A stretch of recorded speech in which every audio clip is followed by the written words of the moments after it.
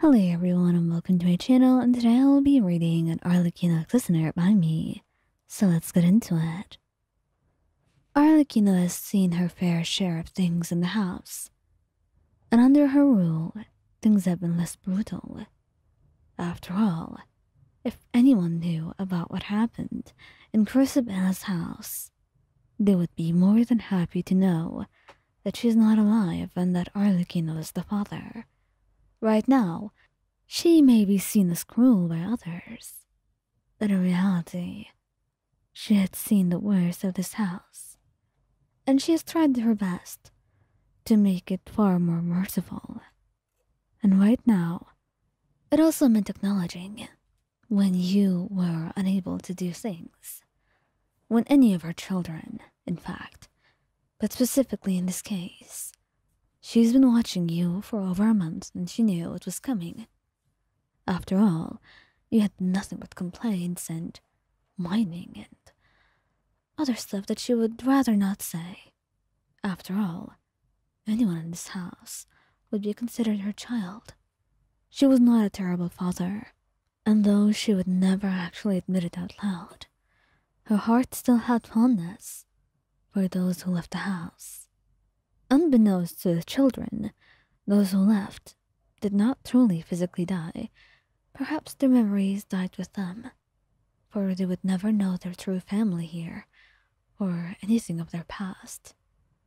But, in reality, if they forgot, Arlecchino never could. She would always look after them from afar, to make sure that her children, whether they know of her or not, are doing fine. It was something of a weakness that she has come to actually acknowledge within herself.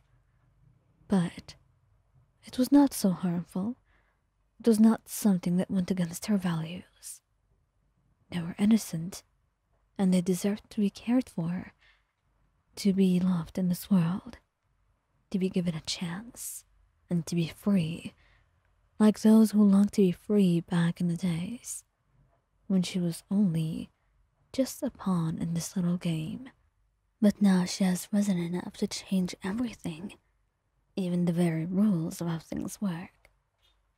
And now, when she looks at you, she knows the inevitable.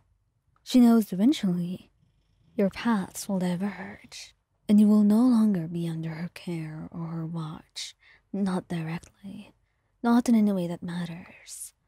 And she knows you will soon ask for your freedom, and she will never deny you that.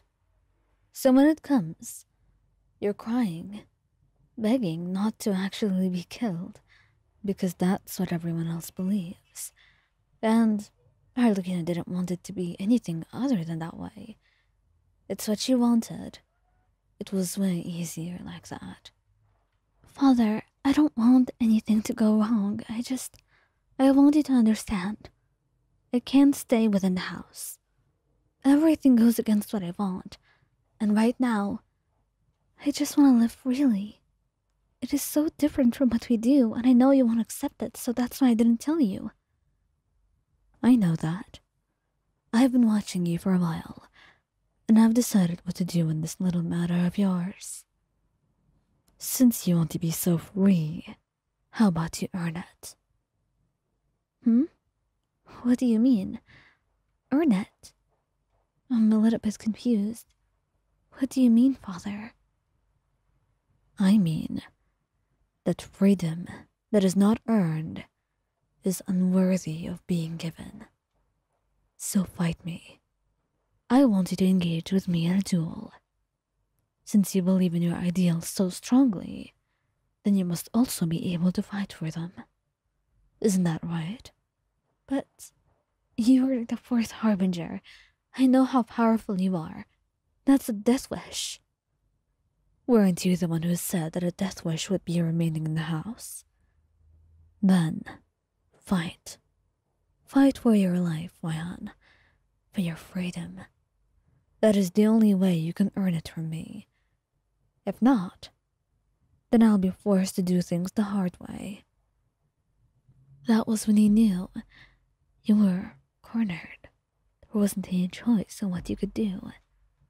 and you had to fight. You didn't know how this would end, whether it would end with you in the grave or you ultimately losing, but you knew for certain that you couldn't win, no matter what you did. And yet, you knew you had to fight. You wouldn't be going down like that. Even though you loved your father, even though you knew that she did a lot for you, you wanted more than just a house.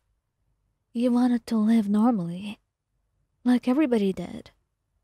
And so you fought. And it was the most difficult fight of your life. Nothing would ever be close to it. And in the end, she loomed above you with her sighs, and you started to cry, begging for mercy, for a life that you barely lived yet, a life that you know that you deserve. And she sighed, her sighs dissipating as she looked into your eyes. "Follow me." That's all she said. And ultimately, even though you were coughing and felt like you were destroyed, you followed her into her office, where she presented you with a potion of sorts. "This will be the key to your death." "What do you mean? What do you mean, my death? I don't understand. Why didn't you kill me?" "You don't understand anything yet. When you drink this potion, you will undergo tremendous pain. And if you come out of that alive, you will have forgotten everything about the house. You will no longer have a father, or siblings, or anything at all. But for that, you will gain your freedom.